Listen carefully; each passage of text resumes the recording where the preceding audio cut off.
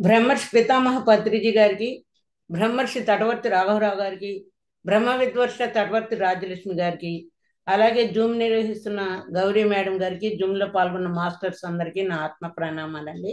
ఈరోజు నేను తీసుకున్న టాపిక్ తటవర్తి రాఘవరావు గారు చెప్పిన 2 రకాల జీవితాలు. అంటే ప్రతి ఒక్కరికి 2 రకాల జీవితాలు ఉంటాయి. సహజంగా అందరూ ఏమనుకుంటారు అంటే ఇప్పుడున్నదే జీవితం అనుకుంటారు. దేహంతో ఉండే జీవితం, దేహం లేకుండా ఉండే జీవితం. మరి అందరికీ దేహంతో ఉండే జీవితం గురించి తెలుసు, కానీ దేహం లేకుండా ఉండే జీవితం గురించి ఎవ్వరికీ తెలియదు. ఏంటి, దేహం లేకుండా జీవితం ఉంటుందా అని ఆశ్చర్యపోతూ ఉంటారు. కానీ ఎవరైనా సరే ప్రతి మానవుడు కొన్నాళ్ళు పోయాక శరీరం వదిలివేయాల్సిందే. ఈ దేహం వదిలివేసిన తర్వాత కుటుంబ సభ్యులు ఏం చేస్తారు?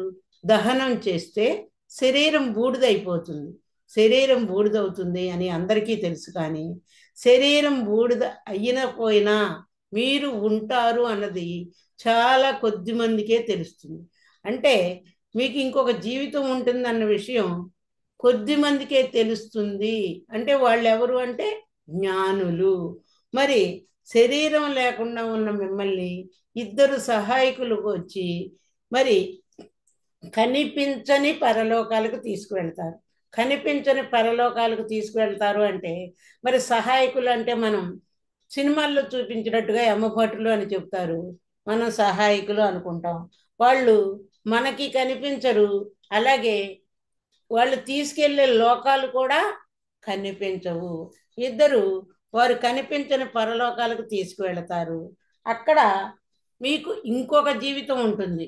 కనిపించే జీవితం గురించే తెలుసు, కానీ కనిపించని జీవితం గురించి ఎవ్వరికీ తెలియదు. అంటే శరీరం ఉంది కాబట్టి ఈ జీవితం కనిపిస్తుంది, అక్కడ శరీరం లేదు కాబట్టి ఆ జీవితం కనిపించటం లేదు. 2 జీవితాలు నీవే, రెండిట్లో ఉన్నది నీవే. ఒకటి కనిపిస్తుంది, అక్కడ శరీరం ఉంటుంది. రెండో జీవితం కనిపించదు, అక్కడ శరీరం ఉండదు. గమనిస్తే శరీరం ఉన్నప్పుడు నీవు ఉన్నావు, శరీరం లేనప్పుడు నువ్వు ఉన్నావు. మరి శరీరం లేకపోయినా నువ్వు ఉన్నావు కాబట్టి అక్కడ ఉన్నది ఏమిటి అంటే అక్కడ ఉన్నది ఆత్మే, ఇక్కడ ఉన్నది ఆత్మే. ఒక జీవితంలో శరీరంతో ఉంటావు, ఒక జీవితంలో శరీరం లేకుండా ఉంటావు. మరి నీవెవరు అని ప్రశ్నించుకుంటే ఆత్మ. మరి నువ్వు ఆత్మ అయితే శరీరం ఎవరు అని మనం ప్రశ్నించుకుంటే ఆత్మ నేను అయితే శరీరం నేను కాదు అని అర్థమవుతుంది. అందుకే మనం మొట్టమొదటిగా మనం ఈ మార్గంలోకి వచ్చాక మన సద్గురువులు బోధించే మొట్టమొదటి పాఠం ఏమిటంటే నేను ఆత్మను, దేహం కాను. అంటే నువ్వు ఆత్మవు, దేహం కాదు అని మనకు నేర్పిస్తారు. ఇక్కడ ఇది తెలుసుకోవటమే జ్ఞానము అని గురువులు బోధిస్తున్నారు. ఇది తెలుసుకోవటమే జ్ఞానము. మరి ఇది తెలుసుకున్న వాడే జ్ఞాని అంటున్నారు. ఇది తెలుసుకుంటే తర్వాత జీవితంలో మనకు ఎన్నో లాభాలు ఉంటాయి. ఎలా ఉంటాయి అంటే, కానీ ఇది తెలుసుకుంటే మనకు లాభాలు ఉంటాయి, కానీ ఎలా జీవిస్తున్నారు అని మనం ప్రశ్నించుకుంటే నేను దేహం అన్నట్టుగానే జీవిస్తున్నారు. ఎందు ఎందుచేతనంటే ఉదయం లేచిన దగ్గర నుంచి రాత్రి పడుకునే వరకు దేహానికి లాభం కలిగించే పనులే తప్ప మీకు అంటే ఆత్మకు లాభించే పనులు ఒక్క పని కూడా చేయటం లేదు. ఏమిటి అంటే దేహానికి లాభించే పనులు అంటే ఎందుకు దేహానికి లాభించే పనులు చేస్తున్నారు అంటే మరి ఆత్మకు లాభించే పనులు ఎందుకు చేయటం లేదు అని మనం ప్రశ్నించుకుంటే ఆత్మ కనిపించదు కాబట్టి, శరీరం కనిపిస్తుంది కాబట్టి, ఆత్మ గురించి తెలియదు కాబట్టి, ఆత్మకి ఏది లాభిస్తుందో తెలియదు కాబట్టి ఆత్మకు లాభం కలిగించే పనులు మనం చేయటం లేదు. మరి మీరు దేహం కాకపోయినా దేహం కనిపిస్తుంది, దేహం కానకపోయినా దేహం కనిపిస్తుంది. దేహానికి కావలసినవన్నీ మీకు తెలుసు, అందుచేత దేహానికి లాభించే పనులే చేస్తున్నారు. కానీ ఆత్మ కనిపించటం లేదు కాబట్టి, ఆత్మకు ఏది లాభిస్తుందో తెలియదు కాబట్టి ఆ, జీవితం అంతా ఆ దేహానికి లాభించే పనులే చేస్తున్నారు. ప్రతి మానవుడు 5 రకాల జ్ఞానేంద్రియాలు అంటే కన్ను, ముక్కు, చెవి, నాలుక, చర్మం, ఈ ఐదింటి ద్వారా తృప్తి కలిగించే దానినే సుఖము అంటారు. ప్రతి మానవుడు 5 జ్ఞానేంద్రియాల ద్వారా మనస్సుకు తృప్తి కలిగించే దానినే ఆ, సుఖము అంటారు. మరి ఎలా కలిగిస్తున్నారు? నచ్చింది కంటితో చూస్తున్నారు. నచ్చింది కంటితో చూస్తున్నారు అంటే సుందర దృశ్యాలైనా కావచ్చు, అలాగే టీవీలో సినిమాలు కావచ్చు, అట్లా సెల్ కావచ్చు, ఏదైనా నీకు నచ్చింది కంటితో చూస్తున్నావు. అలాగే నచ్చింది చెవులతో వింటూ అంటే మంచి సంగీతాన్ని చెవులతో వింటున్నారు. నచ్చింది అంటే సెంట్లు, అలాగే అగరొత్తులు, మంచి సువాసనలు, ముక్కుతో సువాసనలు చూస్తున్నారు. అలాగే నచ్చిన ఆహారాన్ని నాలుకతో రుచి చూస్తున్నారు. స్పర్శ ద్వారా శరీర సుఖం పడుతుంది. అంటే శరీరం స్పర్శ ద్వారా ఎలా సుఖపడుతుంది అంటే, మరి మనం వేసవి కాలంలో ఎండగా ఉంటే ఏసీలు వేసుకుంటున్నాం. అలాగే విదేశాల్లో చలి ప్రదేశాల్లో హీటర్లు పెట్టుకుంటున్నారు. వీటన్నిటినీ సుఖం కలిగించాలి అంటే మనకేం కావాలి అంటే ధనం కావాలి. మరి చూడాలంటే సెల్ కొనాలి. సెల్ కొనాలంటే ధనం కావాలి. మరి రకరకాల ఆహారాలు రుచులు చూడాలంటే మరి ధనం కావాలి. అలాగే మంచి మ్యూజిక్ వినాలంటే మ్యూజిక్ సిస్టమ్ కొనాలంటే ధనం కావాలి. మరి ఇవన్నీ అంత డబ్బు ఉంటే అంత సుఖపడవచ్చు అనుకుంటున్నారు. ఎంత ధనం ఉంటే అంత సుఖపడవచ్చు అనుకుంటూ ఈ రోజుల్లో ఎవరైనా సరే ఎక్కువ సమయాన్ని ధనం ధనం సంపాదనకే కేటాయిస్తున్నారు. మరి డబ్బు ఉంటే దేహాన్ని బాగా సుఖపెట్టవచ్చు అని ఆ దేహం నేను అనే భావంతో సుఖపెడుతున్నారు. దేహం నేను అనే భావంతో సుఖపెడుతున్నారు. మరి దేహం నువ్వు అంటే కాదు, నువ్వు ఆత్మ. మరి దేహం నేననుకొని సుఖపడాలి అంటే డబ్బు కావాలని, అందుకే డబ్బు సంపాదించటానికే సమయం కేటాయిస్తున్నారు.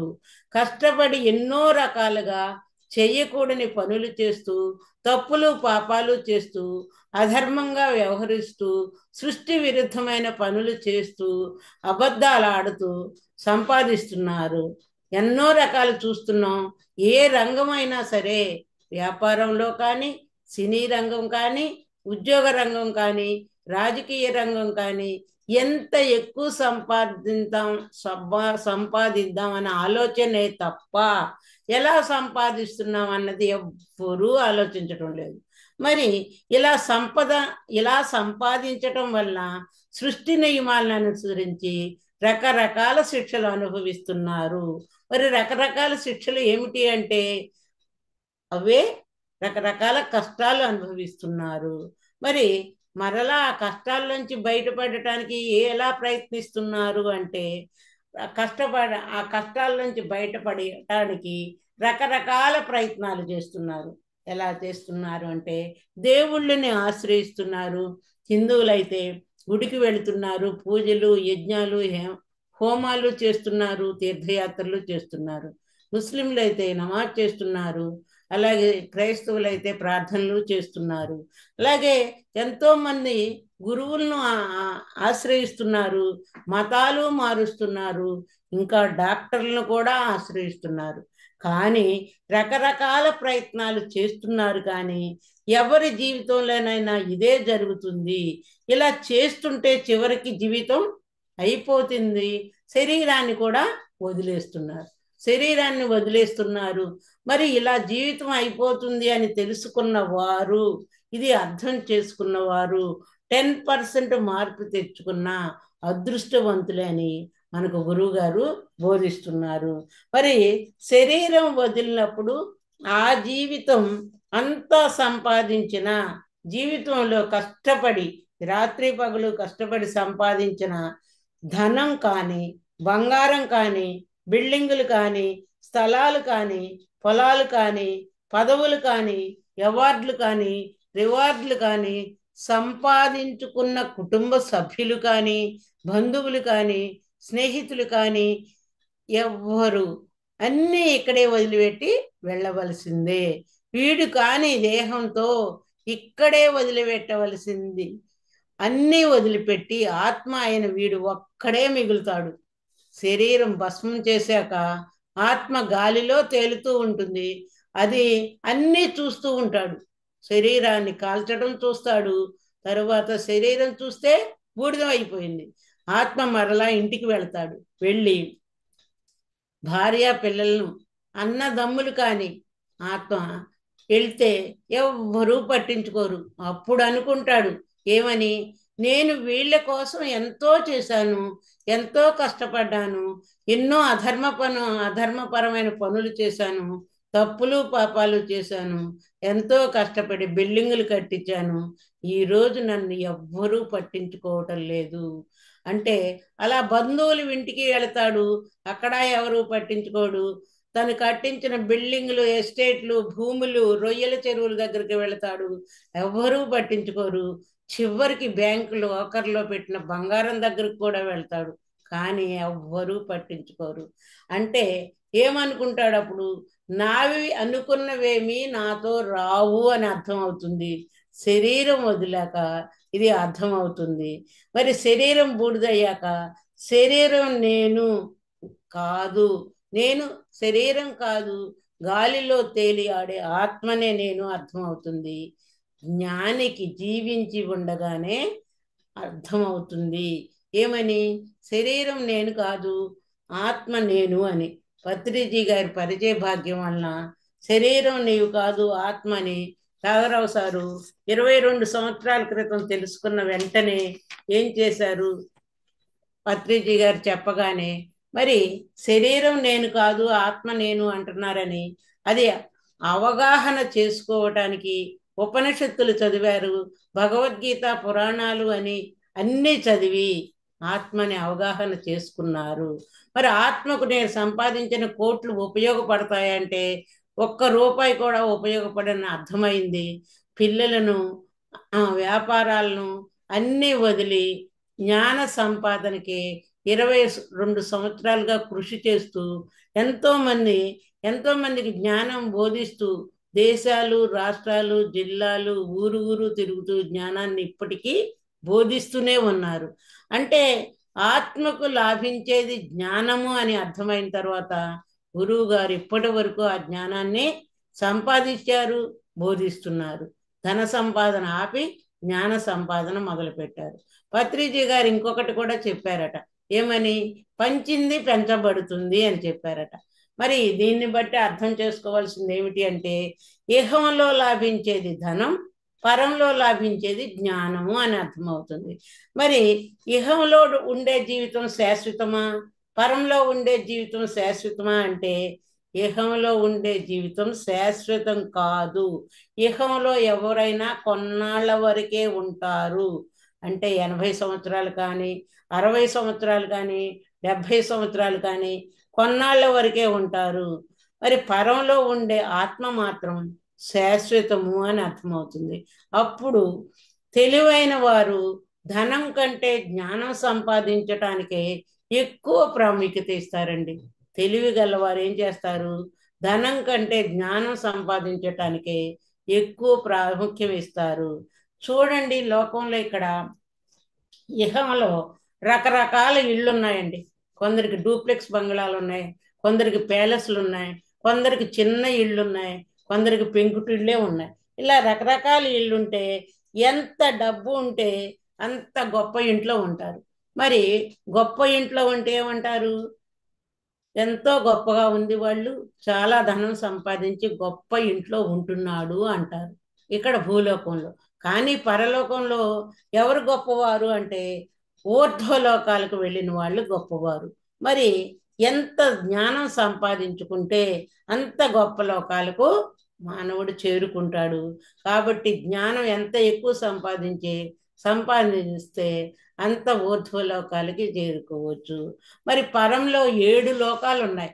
7 లోకాలు ఏమిటి అంటే భూలోకము, భువర్లోకము, సువర్లోకము, జనాలోకము, మహాలోకము, తపోలోకము, సత్యలోకము. మరి ఈ జనాలోకం కింద ఉన్న లోకాలు, 7 లోకాల్లో కింద ఉన్న లోకాలు జనాలోకం కింద ఉన్న లోకాలు భూలోకం, భువర్లోకం, సువర్లోకం. ఈ అధోలోకాల్లో ఈ జనాలోకం కింద ఉండే లోకాల్లో 3 లోకాల్లో నేర్చుకునే సాధకులు ఉంటారటండి. నేర్చుకునే సాధకులు ఉంటారు. మరి జనాలోకానికి పైన ఉన్న లోకాలలో అంటే మహాలోకం, తపోలోకం, సత్యలోకాల్లో బోధించే బోధకులు ఉంటారట. అంటే వారే క్రింది లోకాల వారికి కౌన్సిలింగ్ ఇస్తూ ఉంటారట. అంటే ఆ పైలోకాలలో ఉండేవారు అపార జ్ఞాన సంపన్నులు. అంటే అపార జ్ఞానం ఉన్నవారు పైలోకాలకు చేరుకుంటారు. అందుచేత ఊర్ధ్వలోకాలకు చేరుకుంటే గొప్ప గొప్ప వారితో సాంగత్యం చేస్తూ ఎంతో జ్ఞానం సంపాదించవచ్చు. మరి కింద ఉన్న లోకాల్లో ఎవరుంటారు? భూలోకం, భువర్లోకం. ఈ సువర్లోకంలో అధోలోకాల్లో చేరుకుంటే నేరస్తులు, తప్పులు పాపాలు చేసిన వాళ్ళు, హత్యలు చేసిన వాళ్ళు, దొంగతనాలు చేసిన వాళ్ళు, వీరంతా ఉన్నప్పుడు అక్కడ మరి వారితో సంగత్యం చేయవలసి వస్తుంది. కాబట్టి అలాగే కొంచెం పాపం కొంచెం పుణ్యం చేసిన వాళ్ళు కొంచెం ఊర్ధ్వలోకాలకు వెళతారు. అంటే పూర్వకాలం పెద్దలు ఏం చెప్తున్నారు అంటే కర్మకాండలు చేయించేవారండి. ఎందుకు కర్మకాండలు చేయిస్తారు అని ప్రతి ఒక్కరిని అడిగితే ఏమంటారు అంటే కర్మకాండలు కానీ, పిండ ప్రదానాలు కానీ, దాన ధర్మాలు కానీ ఎందుకు చేస్తారు అని అడిగినప్పుడు వాళ్ళు ఏం చెప్తారు? మనకి పండితులు ప్రతి ఒక్కరు ఆత్మ ఊర్ధ్వలోకాలు చేరాలి అని చెప్తారు. మరి చనిపోయిన వారు ఈ చనిపోయారు కదా, ఈ దాన ధర్మాలు కానీ, పిండ ప్రదానాలు కానీ, కర్మకాండలు కానీ ఎందుకు అని ప్రశ్నిస్తే చనిపోయిన వారు ఊర్ధ్వలోకాలు చేరుకోవటానికి ఇవన్నీ చెయ్యాలి అని చెప్తారు పండితులు. మరి పిండాల వల్ల, దానాల వల్ల ఊర్ధ్వలోకాలు చేరుకుంటారా అని ప్రశ్నించుకుంటే అంటే ప్రతి ఒక్క మానవుడు ఆత్మ ఊర్ధ్వలోకాలు చేరుకోవాలి అనే దీని అంతరార్థం అని మనకు పత్రిజీ గారు చెప్పారు. పత్రిజీ గారు ఏం చెప్తారు? భూమి మీద వారు చేసే ధ్యానం వలన సంపాదించుకున్న జ్ఞానం వల్ల మాత్రమే వారు ఊర్ధ్వలోకాలు చేరుకుంటారు. కానీ కర్మకాండలు, దాన ధర్మాల వలన చేరుకోరు అని చెప్పారు. ఇంకా ఏం చెప్పారు అంటే ఆత్మ ఊర్ధ్వలోకాలకు ఎందుకు చేరుకోవాలి అని ప్రశ్నిస్తే ఈ ఆత్మ పూర్ణాత్మ నుంచి విడిపడినప్పుడు ఒక లక్ష్యం నిర్దేశించబడింది. ఏమిటి ఆ లక్ష్యం అని మనం ప్రశ్నించుకుంటే నీవు కూడా నాలాగా పూర్ణాత్మలా ఎదిగి నేను ఉండేటటువంటి సత్యలోకానికి చేరుకోవాలి. అదే నీ లక్ష్యం. పూర్ణాత్మ ఒక లక్ష్యాన్ని నిర్దేశించబడింది అంటే ఏమిటి ఆ లక్ష్యం అంటే నువ్వు నాలాగా పూర్ణాత్మ లాగా ఎదిగి నేను ఉండేటటువంటి సత్యలోకానికి చేరుకోవాలి. ప్రతి ఒక్కరి లక్ష్యము అదేనండి. ఎన్ని జన్మలు ఎత్తినా సరే మానవుని లక్ష్యం పూర్ణాత్మ స్థాయికి ఎదిగి పూర్ణ జ్ఞానం పొంది సత్యలోకానికి చేరాలి. మరి అన్నిటికంటే హైయెస్ట్ లోకమే సత్యలోకము. మరి మానవ జన్మ తీసుకున్నాక ఆ స్థాయికి రావాలి అంటే మన పత్రిజీ గారు 400 నుంచి 500 జన్మలు పడుతుంది అన్నారు. రాఘవరావు సారు ఈ మార్గంలోకి మీరు వచ్చారు అంటే 300 నుంచి 350 జన్మలు దాటి ఉన్నవారే అని చెప్తున్నారు. అంటే మీరంతా లక్ష్యానికి దగ్గరగా ఉన్నవారు అని చెబుతున్నారు సారు. లక్ష్యానికి దగ్గరగా ఉన్నవారు కాబట్టే ఈ ఆత్మ జ్ఞానం కోసం ప్రతి నెల భీమవరం వస్తున్నారు, జూమ్లో పాల్గొంటున్నారు అని చెప్తున్నారు. అంతే అందరూ 300 నుంచి 350 జన్మలు దాటిన వారే జ్ఞానం సంపాదించుకొని ప్రతి ఒక్కరూ ఊర్ధ్వలోకాలు చేరుకోవాలి. అందుకే శ్రీకృష్ణ భగవానుడు 8వ అధ్యాయం 16వ శ్లోకంలో ఏం చెప్పారు అంటే నువ్వు తపోలోకం చేరిన మహాలోకం చేరిన తపస్సు చేసి తపోలోకం చేరినా మరలా భూమి మీద జన్మ చేసుకుని నేనుండే సత్యలోకం చేరే వరకు నీకు జన్మలు తప్పవు అని భగవద్గీతలో స్పష్టంగా చెప్పడం జరిగింది.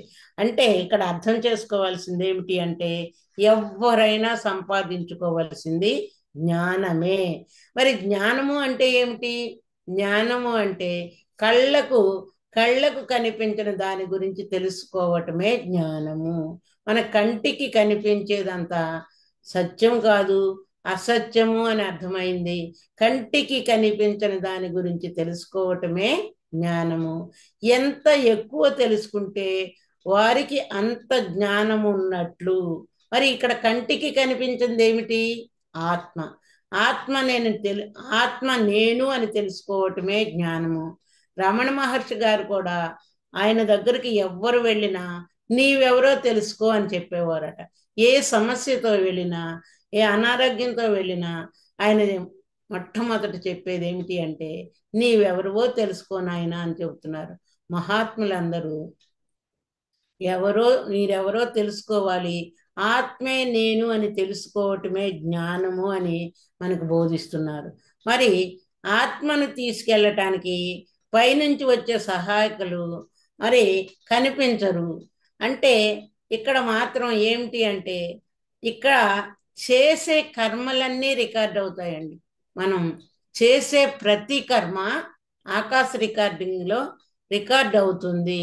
అంటే భూలోకము అంటే ఇక్కడ చెప్పారు గురువు గారు, భూలోకము అంటే భూమండలం ఒక్కటే కాదు, కంటికి కనిపించే భూలోకాలు లక్షలు కోట్లున్నాయి. చంద్రుడు, సూర్యుడు, నక్షత్రాలు, నవగ్రహాలు, కోటాను కోట్ల లోకాలు ఉన్నాయి. అలాగే కంటికి కనిపించే లోకాలకు కంటికి కనిపించని లోకాలు ఇంకా 3 రెట్లు ఉన్నాయటండి. అంటే పాపం చేసేవాళ్ళు, పుణ్యం చేసేవాళ్ళు, పాప పుణ్యాలు చేసేవాళ్ళు, ఇలా వాళ్ళు చేసే కర్మల్ని బట్టి వాళ్ళు తీసుకువెళ్ళబడే లోకాలు ఉంటాయి. వారు చేసే కర్మల్ని బట్టి వీరు వెళ్ళే లోకాలు ఆధారపడి ఉంటాయి అనేది మనం అర్థం చేసుకోవాలి. ఇంకా ఏం చెబుతున్నారు అంటే మరి జ్ఞానము అంటే కంటికి కనిపించిన దాని గురించి తెలుసుకోవటమే జ్ఞానము. మరి ఈ జ్ఞానం మనకి ఎలా వస్తుంది? మరి ఈ జ్ఞానం ఎలా వస్తుంది అంటే మరి కంటికి కనిపించిన ఆత్మను ఆశ్రయించినప్పుడే మనకి జ్ఞానం తెలుస్తుంది. కంటికి కనిపించని ఆత్మ గురించి తెలుసుకున్నప్పుడే మనకి ఆశ్రయించినప్పుడే జ్ఞానము వస్తుంది. ఆత్మను ఆశ్రయిస్తే మరి జ్ఞానాన్ని ఎలా పొందుతాం? ఆత్మను ఆశ్రయిస్తే జ్ఞానాన్ని ఎలా పొందుతామంటే అనంతమైన సృష్టిలో ఉన్న జ్ఞానం అంతా ఆత్మను ఆశ్రయించినప్పుడే మనం పొందగలము. మరి ఆత్మ అంటే సాక్షాత్తు ఆ పరబ్రహ్మే. మరి జ్ఞాన నవరత్నాల్లో ఏం చెప్పబడింది అంటే పత్రిజీ గారు ఆత్మే పరబ్రహ్మము అని చెప్పారు. పరబ్రహ్మము అంటే ఎవరు? సృష్టి అంతా తనలోనే కలిగి ఉన్నవాడు, సృష్టికి ఆధారమైన వాడు, సృష్టిని నడిపిస్తున్నవాడు. మరి అలాంటి ఆత్మ ప్రతి ఒక్కరి శరీరంలో ఉంది. మరి అంత సృష్టి అంతా ఉన్న పరబ్రహ్మ ప్రతి ఒక్కరి శరీరంలో ఉంది. అందరి శరీరాల్లో ఉన్న ఆత్మ సమస్త లోకాలు ఆత్మలో, అందరి శరీరాల్లో ఉన్న ఆత్మలో సమస్త లోకాలు కనిపించాయి. అంటే సమస్తము ఉన్నదంటే శ్రీకృష్ణుడి బాల్యంలోనండి ఒకసారి కృష్ణుడు మన్ను తిన్నాడు అని యశోద దగ్గరకు వచ్చి గోపికలందరూ చెప్పడం జరిగింది. అప్పుడు యశోదామాత కృష్ణుడిని నోరు తెరువు నాయన అడగానే నోరు తెరవగానే సమస్త భువన భాండాలు చూసి అప్పుడు వీడు సామాన్యుడు కాదు అనుకుందట. కానీ దీని అంతరార్థం ఏమిటి అంటే భాగవతంలో వ్యాస భగవానుడు మనకు తెలియజెప్పడానికి ఈ సన్నివేశం ద్వారా మనకు ఈ సందేశాన్ని అందించారు. కృష్ణుడిలోనే కాదు, ప్రతి ఒక్కరి శరీరంలో కూడా, మనందరి శరీరాల్లో కూడా సమస్త సృష్టి ఉంది అని తెలియజేపరచటానికే మనకి ఈ సన్నివేశం అంతరార్థం వ్యాస భగవానుడు బోధించడం జరిగింది. మరి శరీరంలో ఉన్న ఆత్మను తెలుసుకుంటే సృష్టిలో ఉన్న సమస్తము తెలుస్తాయి, పూర్ణంగా తెలుస్తాయి. అవి తెలుసుకుంటే నువ్వు పూర్ణాత్మ అవుతావు. ఆత్మని ఆశ్రయించాలంటే ఏమిటి మార్గం? ఒకటే మార్గం, శ్వాస మీద ధ్యాస ధ్యానం చేయాలి. బుద్ధుడు బోధించిన ఆనాపానసతి, పత్రిజీ గారు బోధించిన శ్వాస మీద ధ్యాస ధ్యానము చేయాలి. శ్వాస మీద ధ్యాస తప్ప మ్యూజిక్ కానీ, గైడింగ్ కానీ, ఓంకార ధ్యానం కానీ, గుడాకేశ ధ్యానం ద్వారా కానీ ఆత్మని ఆశ్రయించలేరు. ఎందువలనంటే అక్కడ మనసు పనిచేస్తుంది కాబట్టి ఆత్మను ఆశ్రయించలేరు. మరి శ్వాస మీద ధ్యాస ద్వారా మనం ఎలా ఆత్మని ఆశ్రయిస్తాము అంటే, ఈ శరీరంలో ఆత్మ ఎక్కడ ఉంది? శ్వాస మీద ధ్యాస ద్వారా ఆత్మని ఎలా ఆశ్రయించగలం? శరీరం అంటే మనం చెప్పుకుంటున్నాం, శరీరము, మనసు, ఆత్మ. శరీరం లోపల మనసు ఉంది, అలాగే మనసు లోపల ఆత్మ ఉంది. ఆత్మనే మనం ఆశ్రయించాలి, ఆ ఆత్మనే మనం ఆశ్రయించాలి. లోపల ఉన్న ఆత్మను ఆశ్రయించాలంటే ఏకైక మార్గం శ్వాస మీద ధ్యాస ధ్యానం. మనం ఈ జ్ఞానాన్ని మనం అర్థం చేసుకోవాలి. ఆ జ్ఞానాన్ని పొందాలి అంటే మరి పత్రిజీ గారు బోధించిన, వశిష్ఠ మహర్షి బోధించిన త్రిరత్నాలు పాటించవలసిందే. మరి శ్వాస మీద ధ్యాస ధ్యానం మనసు పనిచేయని స్థితిలో తీవ్రంగా చేయాలి. ఆహార నియమాలు కఠినంగా పాటించాలి. అలాగే ప్రతిరోజు గురువులతో సజ్జన సాంగత్యం చేయాలి. పత్రిజీ గారు, రాఘవరావు గారు, రాజ్యలక్ష్మి అమ్మ రాసిన పుస్తకాలు ప్రతిరోజు స్వాధ్యాయము చేయాలి, సేవ చేయాలి. మరి ఇవన్నీ మనం చేస్తున్నప్పుడు మనం కనిపించే జీవితంలో, కనిపించే జీవితం, కనపడని జీవితం, మరి రెండిట్ల గురించి మనం వివరంగా తెలుసుకున్నాము. అంటే మనము ఇహంలో జీవించే జీవితం అశాశ్వతం, పరంలో జీవితమే శాశ్వతం అని అర్థమవుతుంది. జ్ఞానాన్ని సంపాదించడానికి త్రిరత్నాలు పాటించాలి. ఈ అద్భుతమైన అవకాశం ఇచ్చినందుకు బ్రహ్మర్షి పితామహ పత్రిజీ గారికి, అలాగే బ్రహ్మర్షి తటవర్తి రాఘవరావు గారికి, బ్రహ్మ విద్వర్త తటవర్తి రాజ్యలక్ష్మి గారికి, అలాగే జూమ్ నిర్వహిస్తున్న గౌరీ మేడంకి, జూమ్లో పాల్గొన్న మాస్టర్స్కి నా ఆత్మ ప్రణామాలు, ధన్యవాదాలు madam. Thank you, thank you, thank you. Thank you madam. నమస్తే సార్, కంటిన్యూ చేయండి.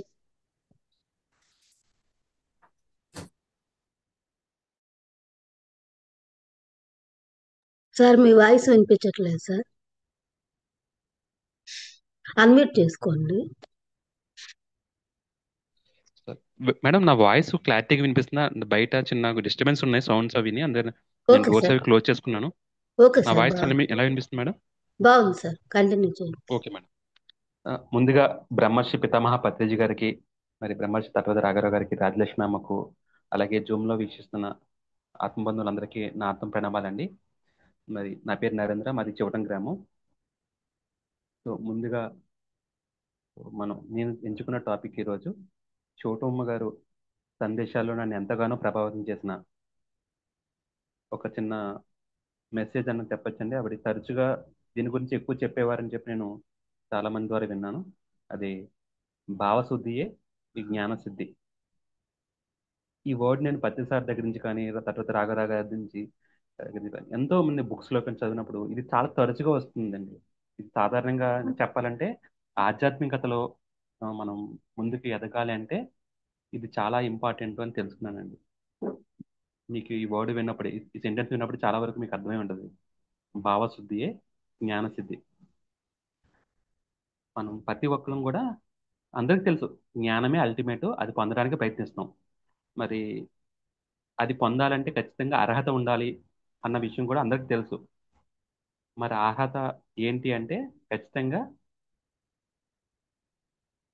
భావం, అంటే మన మనసు, మన హృదయం పవిత్రంగా ఉండటం. అంటే మాలిన్యం లేని మనసు, మనసు శుద్ధిగా ఉండాలి. ఇదే వర్డ్ మనం చాలాసార్లు రిపీటెడ్గా వింటూ ఉంటామండి.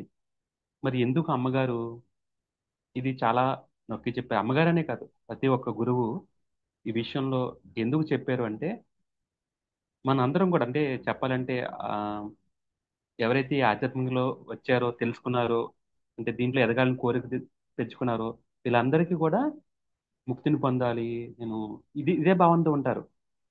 కానీ ఈ మనసుని శుద్ధి చేసుకోవడం అన్నది ఈ ప్రక్రియ చాలా కష్టమని, ఎంత అది తపనతోటి లేకపోతే అర్హతతోటి చేసుకోవాలనే విషయం నాకు చాలా స్పష్టంగా అర్థమవుతుంది. ప్రయత్నిస్తున్నాం, ఏదో ఒక మాయలో పడిపోయి మళ్ళీ వెనక్కి వెళ్తున్నాం, ప్రయత్నిస్తున్నాం, వెనక్కి వెళ్తున్నాం. మరి ఏం చేయాలి ఈ అర్హతను పెంచుకోవాలంటే? ఖచ్చితంగా శ్వాస మీద ధ్యాసను వదలకుండా, కఠినమైన ఆహార నియమాలు పాటిస్తూ, జీవితంలో మనకు దొరికిన సద్గురువుని వదిలిపెట్టకుండా, సజ్జనులతో సాంగత్యం చేస్తూ ఇటువంటి కార్యక్రమంలోనే మునిగిపోవాలి. అంటే మనం మన యొక్క నిత్య జీవితాన్ని ప్రాపంచిక కోసం కొంత కేటాయిస్తూ, మిగతా సమయాన్ని దీని అన్నిట్లోనే బంధించుకోవాలి. సో నేను కూడా మొదట్లో చాలాసార్లు చెప్పాను, నేను పత్రి సార్ దగ్గర కూర్చుంటేనే నాకు ఎనర్జీ వస్తుందని ఫీల్ అయ్యేవాడిని. సో సార్ ఎక్కడ వస్తే అక్కడికి ల్యాప్టాప్ పెట్టిన వెళ్ళి అక్కడ వర్క్ చేసుకుంటూ ఆయన దగ్గర కూర్చోవడం, లేకపోతే ర్యాలీస్లో చేయడం, ఇవి చేసేవాడిని. మరి తర్వాత తర్వాత కొంత బుద్ధి పెరిగిన తర్వాత మరి ఏంటి ఎల్లకాలం ఈ శక్తి నా అంతటి నేను తెచ్చుకోవాలంటే ఏం చేయాలి? మరి ఏంటి అంటే, నాకు ఎవరి ద్వారా తెలిసిందో తెలియదు కానీ సాధన పెంచుకోవాలంటే, నాకు సాధన చెప్పాలంటే ప్రతిసారి ఫ్లూట్ మ్యూజిక్ పౌర్ణానికి వాయిస్తేనే 3 గంటలు మాత్రమే కూర్చునేవాడిని. మిగతా టైంలో ఎప్పుడు కూడా 10 నిమిషాల పాటు కూడా కూర్చునేవాడిని కాదు. ఏదో లోపిస్తుంది, ఎనర్జీ లేదు, సార్ ఎనర్జీని తీసుకుని కూర్చుంటున్నాను. ఇది ఎంతకాలం అంటే అది చాలా త్వరగానే వచ్చేసింది. 3-4 ఇయర్స్లోనే సార్ బాడీ వికెట్ చేయడం. ఇంకా చెప్పాలంటే ఎంతమంది మ్యూజిక్ పెట్టినా నిద్ర బాగా పడుతుంది తప్ప నేను మళ్ళీ అటువంటి అనుభూతి నేను మళ్ళీ పొందలేదండి. ఖచ్చితంగా. మరి ఒకటే తెలుసుకున్నాను, చివటోమ్ గారు ఏం చేశారు, రమణ మహర్షి ఏం చేశారు, వీళ్ళందరూ ఎలా చేశారు. ఇప్పుడు బయట సమాజంలో ఇంత డిస్కషన్ జరుగుతుంది, రోజు నన్ను ఎన్నో క్వశ్చన్స్, ఈ గురుగారు ఇలా అంటారు అలా అంటారు ఏంటి ఏంటి. నాకు నవ్వు వస్తుంది. అంటే వాళ్ళ యొక్క స్థితిని బట్టి వాళ్ళు ప్రవర్తిస్తున్నారు. మనం దీన్ని వాదించడం కంటే మనం మళ్ళీ ఆ మాయలో పడకుండా జాగ్రత్తగా ఉండాలి. ఇదంతా మాయా ప్రపంచం, మనల్ని లాగేయడానికి అనుక్షణం ప్రయత్నిస్తుంది అని నాకు ఒక రకమైన, మళ్ళీ నేను గత స్థితికి వెళ్ళిపోతానా ఏంటి, సో గట్టిగా పట్టుకోవాలి అని ఆ ప్రయత్నం ఇంకా పెరుగుతుంది. ఫర్ ఎగ్జాంపుల్, నేను స్విమ్ చేస్తున్నప్పుడు నాకు కాళ్ళలో సగం మీద ఈత కొట్టిన తర్వాత, అరే నాకు కొంచెం ఆవేశం వస్తుంది, ఇప్పుడు కొట్టడం ఆపేస్తే నేను మునిగిపోతాను కాబట్టి ఇంకాస్త ఎక్కువ ప్రయత్నం, త్వరగా రీచ్ అవడానికి ఇంకా ప్రయత్నం, అంటే నా శక్తి తగ్గిపోతుంది సరే, ప్రయత్నాన్ని ఇంకా ఎక్కువ పెంచేవాడిని. మరి అదేవిధంగా ఎందుకంటే లేకపోతే నిరాశ చెంది లేకపోతే మధ్యలోనే దారిలోనే వెళ్ళిపోతాం, చనిపోతాం. ఈత ఆ ఒడ్డుకి వెళ్ళలేం కాబట్టి వెళ్ళిపోతాం. నాకు ఇప్పుడు కూడా అదే అనిపిస్తుంది. ఎప్పుడైతే మన యొక్క ప్రయత్నం సన్నగిలుతున్నట్టు అనిపిస్తుందో అప్పుడు ఈ సత్యం వైపు ఇంకాస్త గట్టిగా సత్యాన్ని గట్టిగా పట్టుకోవడం, దాన్ని మన చుట్టూ ఏర్పాటు అంటే మనం అటువంటి కార్యక్రమాల్లో ఇలాంటి క్లాసులు చెప్పడం, లేకపోతే ఏదో ఒక ప్రోగ్రాంలో పార్టిసిపేట్ చేయడం, ఈ ప్రాపంచికత నుంచి దూరంగా వెళ్తూ దాన్ని ఇంకాస్త మనకి పూర్తి బుద్ధి వికసించే వరకు ఇంకాస్త గట్టిగా పట్టుకోవాలి, ఇంకాస్త ఎక్కువ సాధన చేయాలి అని చెప్పి నాకు ఈ మధ్యకాలంలో బాగా అర్థమవుతుందండి. మరి చివటమ్మ గారు కూడా చాలా ఆ సందర్భాన్ని బట్టి, ఆ వచ్చిన వ్యక్తి స్థాయిని బట్టి రకరకాల పద్ధతుల ద్వారా జ్ఞానాన్ని బోధించేవారు. అందరికీ ఒక పద్ధతి కాదు. మరి సిద్ధి సాయిబాబా కూడా నేను జీవిత చరిత్రని చాలీసార్లు ఎన్నోసార్లు చదివా చదివా చదివా అని ధ్యాన మార్గంలోకి వచ్చినా తెలిసింది. ఆయన చేసిన పద్ధతులు ఎందుకు ఒకరిని గుడిలో కూర్చుని ధ్యానం చేయమన్నారు, ఒకరినేమో ఇంకొక మార్గం చెప్పారు, ఇవన్నీ ఎందుకు చేశారు అంటే కొంతే అర్థమైందండి. ఇంకా వాళ్ళని అర్థం చేసుకోవడం చాలా కష్టం. ప్రతిదీ మొన్న నేను పొరపాటున చివటమ్మ గారి గురించి చెప్తూ ఒక సందర్భంలో ఏం చెప్పానంటే, అంటే చివటమ్మ గారి గురించి కొన్ని books లో కూడా లేనివి లక్ష్మక్క గారిదా కొన్ని తెలుసుకున్నాను. మరి మధ్యాహ్నం టైంలో ఈ చుట్టుపక్కల ఉన్న ఆడవాళ్ళందరూ కూడా అమ్మగారి దగ్గర కూర్చుని వచ్చేవారు. అమ్మగారు ఆవిడ సాధనలో ఆవిడ ఉండేవారు. వీళ్ళు అక్కడికి వచ్చి అందరూ కలిసి చీర గురించో లేదా నగల గురించో ఏదో ఆమెలకు అంటే ముచ్చట్లు అంటారుగా, ముచ్చట్లు పెట్టుకుంటూ ఆవిడకి కూడా డిస్టర్బ్ చేసేవారు. మరి ఏంటి ఆవిడ వీళ్ళందరూ ఈ కష్టాలు ఈ దుఃఖాల గురించి చెప్తూ విని మరి ఏం చేయాలని చెప్పి వీళ్ళందరినీ దూరంగా ఉన్న ఒక కౌలు రైతు వ్యవసాయంలోకి తీసుకెళ్ళి అక్కడ కలుపు మొక్కలు అవి పీకించడం, ఇలా అంటే దానివల్ల వీళ్ళకి ఏం ఫలితం లేక అంటే నిస్వార్థమైన నిష్కామ కర్మలు చేస్తూ వీళ్ళని ఏదో ఒక పని చెప్తూ చేపించేవారు. మరి అప్పుడు నేనేమనుకున్నానంటే వీళ్ళతో సేవ చేయించేవారు, సేవ చేయడం వల్ల పుణ్యం వస్తుంది కాబట్టి చేసేవని అన్న భావంతో నేను ఉన్నాను. మరి అమ్మగారిని అర్థం చేసుకోవాలంటే ఎంతో కొంత ఆ స్థితికి ఎదిగిన వాళ్ళు మాత్రం అర్థం చేసుకోగలరు కదా. ఈ పాయింట్ నేను రాఘవ గారితో షేర్ చేసుకున్నప్పుడు మరి అప్పుడు ఆయన చెప్పారు, సరంతా మహాత్ముల్ని చెప్పే విధానం అది కాదు. ఏదో చిన్న పనులు అయితే అంత దూరం అటువంటి పనులు ఎందుకు చేస్తారు, రకరకాలు చెప్తారు కదా. ఏ గురువు కూడా తను ఏం చేస్తున్నాడో అదే అవతల వ్యక్తి కూడా చేయించాలనుకుంటాడు. అంత తక్కువ ఫలితం వచ్చే పనులు అప్పచెప్పడానికి ఇష్టపడరు. కాబట్టి ఆవిడ చెప్పిన విధానం ఏంటంటే, అక్కడ కలుపు మొక్కలు అంటే మనలో ఉన్న మాలిన్యాలను తీసుకోమని చెప్పడం ఆవిడ ఉద్దేశము. ఆవిడ మీరు కూర్చొని పనికిమాలిన మాటలు మాట్లాడకుండా మీ మనసుని శుద్ధి చేసుకోవడానికి ప్రయత్నించని చెప్పి అటువంటి పనుల ద్వారా చేపించారు. అక్కడ కలుపు మొక్కలు పీల్చడం, అక్కడ ఉన్న చెత్తని తుడిపించడం, ఇవన్నీ కూడా మన మనసుని శుద్ధి చేసుకోవడానికి ప్రయత్నం చేయమని ఆవిడ విధంగా చెప్పడం. కాబట్టి గురువు చెప్పేదాన్ని ప- తేలిగ్గా తీసుకోవద్దు అన్నయ్య. దాన్ని పరిశోధన చేయండి. ఎంత పరిశోధన చేస్తే మీకు అంత బాగా అర్థమవుతుంది. అంత బాగా అర్థమైతేనే మీరు ఆచరించగలరు. మిడిమిడి జ్ఞానంతో ఎవరో చెప్పారు, ఓహో ఓహో దాని అర్థం ఇదా అని తెలుసు, రాఘవరావు గారు చెప్పారు కాబట్టి ఓహో దాని అర్థం ఇదా అని అంత తేలిగ్గా తీసుకోకుండా ఇంకాస్త అనాలిసిస్ చేసి దాని గురించి ఇంకా బాగా తెలుసుకోమని చెప్పి ఆ రోజు వివరించడం జరిగిందండి. అవును కదా. మరి మనం అసలు ఎవరిని ఏం అర్థం చేసుకోలేకపోయాం. పత్రి సార్ నా గురువు నా గురువు అన్నాం. మరి ఆయన అర్థం చేసుకోలేదు కాబట్టి ఈరోజు ఈ క్షణం కూడా నేను ఇప్పటివరకు అందరితోటి అంటే కొన్నిసార్లు మనం ఇన్వాల్వ్ అవ్వకపోయినా ఇన్వాల్వ్ అవ్వాల్సిన పరిస్థితులు వస్తున్నాయండి. ఎలాంటి పరిస్థితులు అంటే పర్సనల్గా ఒక మన గురువుని పాయింట్ చేసి గ్రూప్స్లో అది పెట్టినప్పుడు దాన్ని మనం తట్టుకోలేకపోవడం వల్ల లేకపోతే రియాక్ట్ అవ్వాల్సి అంటే మాయ ఎవరినైనా సరే రియాక్ట్ అయ్యేలా చేస్తుంటారు కదా. మరి ఎంత సైలెంట్గా ఉందామన్నా సరే, సరే వాళ్ళకి అజ్ఞానంతో ఉన్నారు వదిలేద్దాం లే అనుకున్నాం సరే ఏదో విధంగా ఆ, గురువు బొమ్మ పెట్టి ఆయన ఏదో చులకంగా మాట్లాడుతూ ఉండేవాడికి మనల్ని తిట్టినా సరే ఒప్పుపడ్డం కనుక. కానీ మనం ఎవరైతే గురువు సమానంగా భావిస్తున్నామో వాళ్ళు ఏదైనా అంటే మనసు ఒప్పుకోలేదు కదండి. మరి ఆ స్థితిని కూడా దాటాలి. ప్రస్తుతానికి ఇంకా ఆ స్థితి దాటలేదు కాబట్టి నేను రియాక్ట్ అయ్యి అట్లీస్ట్ నేను ఆ, మరి పత్రిక గారు ఎప్పుడు కూడా శ్వాస మీద ధ్యాస అన్నారు కానీ ఏ బుక్లో అయినా మ్యూజిక్ మీద ధ్యాస ఇటువంటి చెప్తున్నాను. అంటే ఎంత చెప్పినా సరే వాళ్ళు ఇంకొక వేరే ఏదో ఒక సందర్భంలో వచ్చిన వీడియోని చెప్పడం. మరి ఇక్కడ గురువు నిజంగా అర్థం అవుతుంది సార్. పత్రి సరే కొన్నిసార్లు మ్యూజిక్ వినండి ఆనందించండి అని చెప్పడం జరిగింది. మరి అదే పత్రి గారు మరి లైవ్ ఇచ్చే గురువు ద్వారా మాత్రమే మనం ఆ ఎనర్జీని తీసుకోగలము. అది కూడా ఒక మొదట్లో ఫ్యూ మినిట్స్ అంటే కొంతసేపు మాత్రమే దాన్ని ఆస్వాదించి తర్వాత తీవ్రమైన అంటే శ్వాస మీద ధ్యాస పెట్టి ఎరుకులేని స్థితికి వెళ్ళాలని చెప్పి చెప్పడం జరిగింది. మరి మరి అందుకేనేమో అంటే మనల్ని ఇటువంటి ఆ, మన బుద్ధుల్లో కాదని టెస్ట్ చేయడం కోసమే మరి పత్రి సారు ఆ రోజు ఆ సంఘటనలు అంటే రకరకాలుగా చెప్పడం జరిగిందేమో. చాలా నాకు ఆశ్చర్యమనాలో ఆశ్చర్యకరమైన విషయాల్లో ఇంకా చెప్పాలంటే పత్రి సార్ చేసిన ఇది కూడా ఒక ఆశ్చర్యకరమైన విషయమే అని అనిపిస్తుందండి ఈ రోజు నాకు. మార్నింగ్ నుంచి జరుగుతుంది డిస్కషన్, ఎండ్ అవ్వదు. బేసిక్గా వాళ్ళు ఫోన్లు చేస్తారు, వాళ్ళు చెప్పడానికి ప్రయత్నిస్తారు, మనం ఏదో చెప్పడానికి ప్రయత్నిస్తాం. ఇక్కడ తెలుసుకోవాల్సింది ఏంటంటే అండి, మ్, ఈ అన్ని సందర్భాలను బట్టి మనం బుద్ధిని పెంచుకోవడమే. పక్క వాళ్ళ బుద్ధిని పెంచడానికి మనం ప్రయత్నించడానికి మనకి లేదు. మనం ఇంకాస్త దాని మీద అనాలిసిస్ చేసి పత్రి సార్ ఎందుకు ఆ సందర్భంలో ఆ విధంగా చెప్పారు, ఖచ్చితంగా దానికి ఏదో కారణం ఉంటుంది. ఏదో కొత్త వాళ్ళు ఇప్పుడు నేను అనుకోవడం అండి, లక్షల మంది కడతాలు వస్తారు, కొత్త వాళ్ళు వస్తారు, పాత వాళ్ళు వస్తారు, ధ్యానం అంటే ఇష్టం లేని వాళ్ళు వస్తారు. మరి ఆ సందర్భంలో మీరు అసలు కొలంబస్ కూర్చోవడమే కష్టం వాళ్ళకి, మొదట్లో నేనైనా సరే. మరి వీళ్ళందరికీ కోసం ఆ మ్యూజిక్ ని ఆస్వాదించండి, ఎంజాయ్ చేయండి అని చెప్పడం జరిగిందేమో, తప్పుపడడానికి లేదు. అలాగని ఇది చెప్పారు స్వయంగా ఆ, ప్రకృతి వ్యాలీలో కొన్ని కొన్ని సందర్భాల్లో అర్థం చేసే విధంగా చెప్పారు. మరి ఎవరికి నచ్చిందా తీసుకోవాలా, రెండు తీసుకుని రెండు బ్యారేజ్ చేసుకుని మన అది సారా చెప్పారు ఇది సారా చెప్పారు, దాని నుంచి సారాన్ని గ్రహించి మనం సరైన విధంగా వెళ్ళాలా.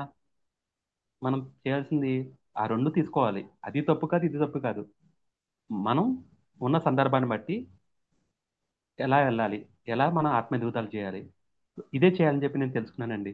ఈరోజు చాలా మంచి, నాకు ఒక రకంగా చెప్పాలంటే చాలా ఆశ్చర్యకరమైన రోజు అని చెప్పాలి. చాలా అంటే ఆ వ్యక్తి కూడా నాకు చాలా ఇష్టడు. ఈ ఆధ్యాత్మిక మార్గంలో నన్ను ఒక పత్రిక గురించి చెప్పడం కానీ, కూడా తీసుకెళ్ళడం కానీ ఇవన్నీ చేశారు. నా ఆత్మ ఎదుగుదలకు కొంత ఉపయోగపడ్డారు. అటువంటి వ్యక్తి ఈ విధంగా చేస్తున్నప్పుడు నేను నిజంగా ఆశ్చర్యపోతున్నానండి. ఎందుకంటే ఇప్పుడు నేను నరేంద్రని తీసుకొచ్చాను అంటే నరేంద్ర నా కిందే ఉండాలి. నరేంద్ర బుద్ధి పెరిగినా సరే ఆ బుద్ధిని యాక్సెప్ట్ చేసే స్థితిలో లేరు. గురువు గురువు నేను నరేంద్ర కంటే ముందు వచ్చాను కాబట్టి ఖచ్చితంగా నేను ఇంకా ఎక్కువ బుద్ధి జ్ఞానాన్ని సంపాదించాను. ఎవరో చెప్పింది నేను ఎందుకు వినాలి అన్న స్థితిలోనే, అంటే జస్ట్ నా ఎగ్జాంపుల్ చెప్తున్నానండి. ప్రతి ఒక్కరు కూడా ఈ ఈ డైలమాలో మనం కూడా ఉండకూడదు. నేను తెలుసుకున్నది, నాకన్నా చిన్నగా ఇవాళ జాయిన్ అయ్యే వాళ్ళు ఉన్నారండి. రాచర్ల నుంచి వచ్చారు. వాళ్ళకి చెప్తుంటే నాకు చాలా ఆనందం ఇచ్చి, ఒక రోజులో జస్ట్ ఒక 1 వీక్లో ఇంత అద్భుతంగా జోలు పట్టారు అంటే ఎటువంటి నిస్వార్థంగా కొన్ని పనులు చేశారు. ఆ, కార్యక్రమానికి ఇది మాతో పాటు తిరిగారు. ఈ రోజు చిన్న జోలి పట్టి కార్యక్రమంలో చాలా నిస్వార్థంగా చేశారు, వాళ్ళని గమనించాను. పత్రి సార్ కూడా చాలా సందర్భం చెప్పారు, సీనియర్ మాస్టర్ లేదు, కింద వాళ్ళు అందరూ ఒకటే, ఎవరు ఏ క్షణాన్ని బుద్ధులు అవుతారో తెలియదు. సో ఎవరు తక్కువ ఎక్కువ లేదని చెప్పి చాలా సందర్భాలను చెప్పడం జరిగింది. నేను కూడా గమనించడం జరిగింది. నేను కొంతమంది రైతులు పొలం పనికి వెళ్ళే వాళ్ళని చూసినప్పుడు వాళ్ళు ఆచరించే విధానం, అంటే ఆత్మజ్ఞానంలో ఎంత గొప్పగా ఎదిగారో వాళ్ళు చూసినప్పుడు నేను ఇన్స్పైర్ అయ్యేవాడినండి.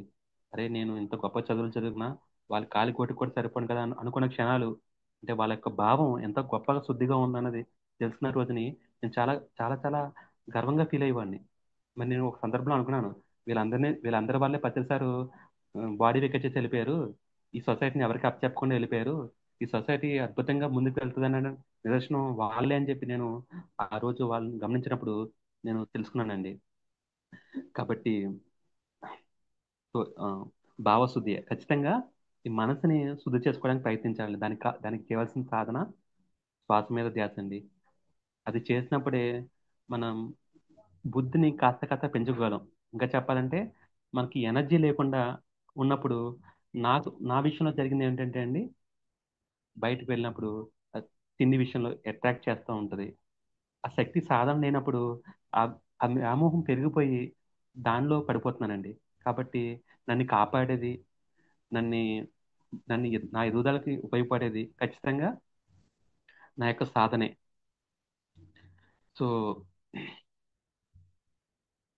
ఈరోజు ముఖ్యంగా సో ఈ భావశుద్ధి, మనసుని శుద్ధి ఎలా చేసుకోవాలి అన్న విషయం గురించి చెప్దాం అనుకుంటున్నానండి. మరి ఈశా ఈశా వాషోపనిషత్తుల్లో ఈ సృష్టి అంతా పరమాత్మతే, నువ్వు చేసుకున్న పూర్వజన్మ పుణ్యం వల్ల ఇక్కడికి అనుభవించడానికి మాత్రమే నీకు హక్కు ఇవ్వబడింది. అందుచేత ఏది అనుభవిస్తున్నా త్యాగబుద్ధితో అనుభవించు అని చెప్పడం జరిగిందండి. మరి సాధారణంగా నాకు ఒకటి అనిపిస్తుందండి, నేను నా విషయంలోనే, పక్క వాళ్ళతో కాదు, నేను సంపాదిస్తున్నాను, జాగ్రత్తగా ఖర్చు పెట్టకుండా బ్యాంక్స్లోనూ అక్కడ సేవ్ చేస్తున్నాను, అంటే దాన్ని ప్రొటెక్ట్ చేస్తున్నప్పుడు మరి నాకు ఒకసారి అనిపించింది, నాకును ఆ బ్యాంక్ ఏటీఎం దగ్గర ఉన్న వాచ్మెన్కి డిఫరెన్స్ ఏంటి? వాడు డబ్బును కాపాడుతున్నాడు, నేను కాపాడుతున్నాను. నాకన్నా వాడే గొప్పోడేమో అట్లా. ఎందుకంటే కనీసం ఆ కాపాడుతున్నందుకు వరకు డబ్బులను వస్తున్నాయి, నేను ఫ్రీగా కాపాడుతున్నాను. ఎవరో మళ్ళీ నా తర్వాత ఎవరో అది వెళ్ళిపోతుంది తప్ప నేను ఏమీ చేయలేను. ఎందుకంటే ఖచ్చితంగా నేనున్న స్థితిలో దాన్ని వృధాగా ప్రాపంచిక అవసరాలకు ఖర్చు పెట్టను. ఎందుకంటే నాకు కొంచెం బుద్ధి ఉంది కాబట్టి ఆ, అది అన్ని విధంగా కార్లు కొనేయటం లేదా జోదం చేయటం, అంటే బుద్ధి పెరిగింది కాబట్టి. సో ఇలా కాపాడుతూ పోతే నెక్స్ట్ ఖచ్చితంగా ఆ, ఎవడో నా వారసుడు ఎవడో ఒకడు వచ్చి వాటి నచ్చినట్టు వాడికి వచ్చి పెట్టుంటాడు, అంటే నేను జస్ట్ వాచ్మెన్ కింద వచ్చేసి జీతం లేని కూలీగా మిగిలిపోతాను. మరి ఇక్కడ త్యాగబుద్ధితో అనుభవించు అన్నప్పుడు నాకు అర్థమైందండి. మరి ఏంటి త్యాగబుద్ధి అంటే? అంటే నువ్వు తింటూ 10 మందికి తందనాడుతూ పూర్వజనులు అనేవారండి, రాజులు చాలా భోగవిలాసంగా ఖర్చు పెట్టేవారు. మరి అదే త్యాగబుద్ధి. నా త్యాగబుద్ధి అని నేను తెలుసుకున్నది ఏంటంటే అండి, అంటే నువ్వు తింటూ 10 మందికి పెట్టు అన్న అన్న ఉద్దేశమే కాకుండా నీ ఆత్మదేలకు ఆ ఆ యొక్క శక్తి, డబ్బు కూడా శక్తే, ఆ యొక్క ఎనర్జీ నీ ఆత్మ ఎదుగుదలకు ఉపయోగపడుతూ 10 మంది అంటే ఎవరికైతే అర్హత ఉందో వారి ఆత్మ ఎదుగుదలకు కూడా ఉపయోగపడాలి. మరి తెలివైన వాడు సో ఈ రూపాయిని ఈ నా ఆత్మ ఎదుగుదలకు ఎలా వాడుకోవాలి, అలాగే తోటి ఆత్మ ఎదుగుదలకు ఎలా ఉపయోగపడాలి అన్నది తెలుసుకుంటారండి. ఒకటి తెలుసుకోలేకపోతే వారి అంతట చెప్తే తెలిసేది కాదండి కొన్ని కొన్ని విషయాలు. ఎందుకంటే ఒకవేళ చెప్పేశారనుకోండి, ఇదేంటిలే కరెక్ట్ ఏంటిలే అని అనిపిస్తుంది. శ్రీకృష్ణుడు చెప్పారు, ఎంతో మంది గొప్ప వాళ్ళు చెప్పేశారు ఆల్రెడీ. కానీ మనకింతనే మనకు తెలియాలండి. అంటే మనకు ఖచ్చితంగా మనం బుద్ధి వికసించాలి. సో ఈ రూపాయిని, ఎందుకంటే ఎవరో చెప్తే మనం ఖర్చు పెడితే ఆ తృప్తి మనకు ఉండదు. సో మనకి సెల్ఫ్ సాటిస్ఫాక్షన్, ఓకే నేను చేసేది కరెక్ట్, సరైన ఖర్చు, సరైన విధంగా నేను చేస్తున్నాను అన్నది తెలుసుకోవాలి. కాబట్టి ఒకటి త్యాగబుద్ధితో అనుభవించాలి. అలాగే నేను ఇది ఇంకా చెప్పాలంటే ఇదే మొదటి పాయింట్ అని చెప్పగలను. వాక్ శుద్ధి అని అంటారు ప్రతిసారు. దీని గురించి ఒక పుస్తకం కూడా రాశారు. పూర్తిగా నేను తెలుసుకోలేకపోయిన వాక్ శుద్ధి అంటే ఏంటో, బట్ నాకు తెలుసుకున్న ప్రయత్నం చెప్తానండి. పత్రి గారు ఒక సందర్భం చెప్పారు, నీ మాట నీకైనా ఉపయోగపడాలి, పక్కవాడికైనా ఉపయోగపడాలి. పనికిరాని మాట పాట కూడా పాడారు, పనికిరాని మాటలు వద్దు వద్దు వద్దంట. ఇవన్నీ నాకు అంటే చెయ్యాలి అనిపించిన, ఇప్పుడు చెప్తున్నాను కదండి, ఆ మాయ కొన్ని కొన్ని సందర్భాల్లో లాగేస్తుంది. పనికిరాని మాటలు మాట్లాడాల్సి వస్తుంది. సో దీని నుంచి బయటపడడానికి అనుక్షణం ప్రయత్నించాలండి. దీనికి కూడా మరి మీరు బయటపడాలంటే బుద్ధి పెరగాలి. బుద్ధి పెరిగినప్పుడు బుద్ధి కూడా కాదండి, ఈ క్షణం బుద్ధి ఉంటుంది. ఒక క్షణంలో ఆ మాయ వచ్చినప్పుడు, అరే నాకు ఇంతకు ముందు ఇంత తెలివైన వాడిని ఎందుకు ఇంత తెలివి తక్కువగా బిహేవ్ చేసిన అనిపిస్తుంది. మరి ఒకప్పుడు బుద్ధి ఉండి ఒకప్పుడు బుద్ధి లేకపోవడం, ఒకప్పుడు ఆనందం ఉండి ఒకప్పుడు ఆనందం లేకపోవడం అంటే నాకు ఇంకా ఇంకా స్థాయి పెరగనట్టే. అంటే యోగులు స్థాయికి ఎదగాలంటే వాళ్ళు ఎప్పుడూ కూడా సమస్థితిలో ఉంటారు. సుఖ దుఃఖాల్లో, కష్ట నష్టాల్లో, ఆ, జయ విజయాల్లో, అన్ని స్థితిలో కూడా సమస్థితిలో ఉంటారు. మరి మనం కూడా అటువంటి స్థితికి ఎదిగినప్పుడు ఖచ్చితంగా దీన్ని బ్యాలెన్స్ చేసుకోగలము. ఎటువంటి సిచ్యువేషన్లో వచ్చినా సరే ప్రభావితం అవ్వకుండా ఎప్పుడు మన మాట సత్యమే పలుకుతుంది అన్న విషయం నేను అర్థం చేసుకున్నానండి. కాబట్టి మరలా ఒకసారి వాక్ని అదుపులో ఉంచుకోవాలి. అలాగే ధర్మంగా జీవించాలి.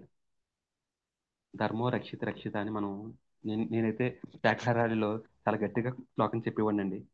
ధర్మో రక్షిత రక్షిత అని, జీవహింస మహాపాపం, ఇవన్నీ ఖచ్చితంగా ఇవన్నీ కూడా ఆమ్, ఎంత చెప్పినా అండి, నాకు ఒక రోజు అర్థమైంది, వీళ్ళకి ఇంత అరిచి చెప్తున్నాం నిజంగా ఈ సృష్టిలో ఎనర్జీ వెళ్ళిపోయి 10 మందిని ఇంట్లో కూర్చున్న వాళ్ళు మార్చేస్తుందా, ఏమో అవన్నీ నాకు తెలియదు కానీ మారుస్తుందో లేదని. ఖచ్చితంగా వాళ్ళకి ఈ దుఃఖాన్ని పోగొట్టుకునే మార్గాన్ని, అంటే ఈ జ్ఞానాన్ని పెంచే మార్గాన్ని, ఈ జ్ఞానాన్ని పెరగని ప్రయత్నం చేస్తే వాళ్ళలో ఖచ్చితంగా మార్పు వస్తుందని చెప్పి నేను 100% నమ్మగలనండి. వాళ్ళు మార్చాల్సింది ఒక జ్ఞానమే. వాడిని కూర్చోబెట్టి జ్ఞానం చెప్పేసిన సరే, అవి చెప్పేవాళ్ళు అని చెప్పి వెంటనే వెళ్ళిపోతాడు. కానీ జ్ఞానం నేర్పిస్తే కనుక వారు చేయగా చేయగా దాన్ని ఓకే, నాకు పలానా రోజున ఈయన ఇలా చెప్పారు అన్న ఆలోచన వాళ్ళలో ఎక్కడ దూకున మొదలవుతుంది. ఆ తపన, అంటే జ్ఞానాన్ని తెలుసుకోవాలని తపన పెరుగుతుంది. కాబట్టి మనిషిని ముందుకు తీసుకెళ్ళేది ఖచ్చితంగా మొదటి స్టెప్ జ్ఞానమే. జ్ఞానం లేకపోతే బుద్ధి వికసించదు, జ్ఞానము పెరగదండి. మరి పత్రిసారు జ్ఞానం వల్లనే మోక్షం అని చెప్పడానికి కారణం అదేనేమో అండి. సో ఎల్కేజీ లేకుండా మనం హై స్టాండర్డ్కి ఎలాగైతే వెళ్ళము, అంటే కొంతమంది చదవచ్చు, అలాగని అందరికీ అది ఖచ్చితంగా అది కుదరదు. అందరూ మనం ఏదైతే బేసిక్ స్టెప్స్ ఉన్నాయో అవి పాటించినప్పుడే, కొంతమంది యోగులకి ఇవి కొంచెం స్కిప్ చేయొచ్చు. ఫర్ ఎగ్జాంపుల్ కొంతమంది స్కూల్స్లో వయసు రీచ్ వరకు కొంచెం మెచ్యూరిటీ ఐక్యూ లెవెల్ ఎక్కువ ఉన్నప్పుడు ఒక క్లాస్ స్కిప్ చేసి ముందుకు వెళ్తారు. మరి అదేవిధంగా మరి భూమి మీద జన్మ చేసిన ఆత్మలు వాళ్ళ యొక్క సోల్ యొక్క కెపాసిటీని బట్టి కొన్నిసార్లు కొంత కొన్ని స్థితులు దాటేసి ఈ పూజలు ఇవి లేకుండానే ఇంకా ముందు స్థితికి వెళ్ళిపోవచ్చు. కాబట్టి మరి వాళ్ళు ఎదిగారు కదా అని చెప్పి అందరం మేము ఇదే ఫాలో అవుతాం అనటం ఖచ్చితంగా అవివేకమేనండి. మరి ధర్మంగా జీవించాలి. ధర్మం అంటే ధర్మం అంటే మనం చెప్పాల్సిన అధర్మం గురించి చెప్పుకోవడమే. అధర్మం కానిదే ధర్మం. అధర్మ సంపాదనతో తిన్నవాడికి, అనుభవించిన వారికి కష్టాలే వస్తాయని ఎంతో మంది మనం గొప్పవాళ్ళు చెప్పడం జరిగిందండి.